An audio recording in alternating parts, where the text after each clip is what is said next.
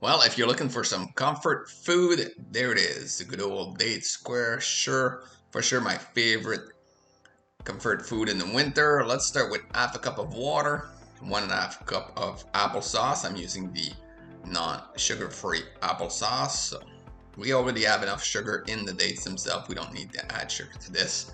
And 3 cups of dates. I'm gonna also add 1 tablespoon of lemon juice. And then I'm just gonna get that cooking so it gets all mixed together and it's all well and done. The next thing I'm gonna do my dry ingredients.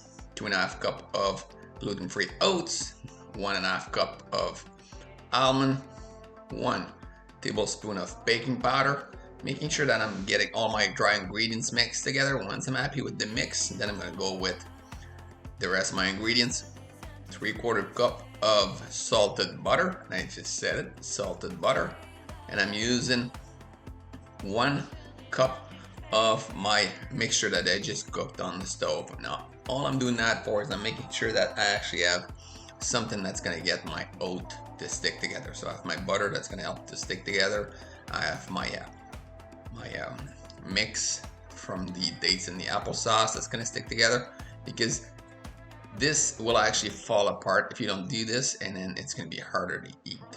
And to make sure it's all compressed together, I'm using the bottom of my cup and I'm pressing it all so it makes her nice and solid. The next thing I'm gonna do, once I'm happy with my first layer, I'm gonna be able to add my dates and applesauce that I just cooked on the stove, putting that as my middle layer. Now obviously that's where all my taste is from, and that's what I'm really happy with, is my middle layer. So I'm gonna get that in. All I need to make sure with this one is to make sure it's nice and even. You'll see once you've done this once, it's extremely easy to do, and you'll be able to do it again and again and again. It takes almost no time to get this done. It takes longer to cook it, so we're looking at about 30 minutes at around 50 degrees.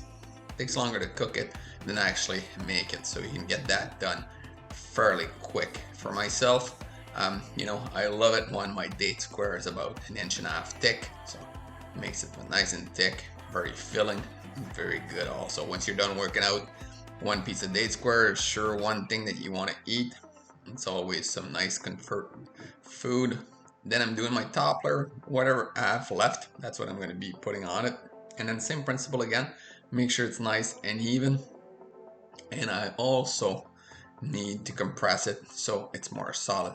Be careful with the compression. If you go too hard, obviously the sauce will come through, and you don't want that. So you want that nice sandwich effect in between the two.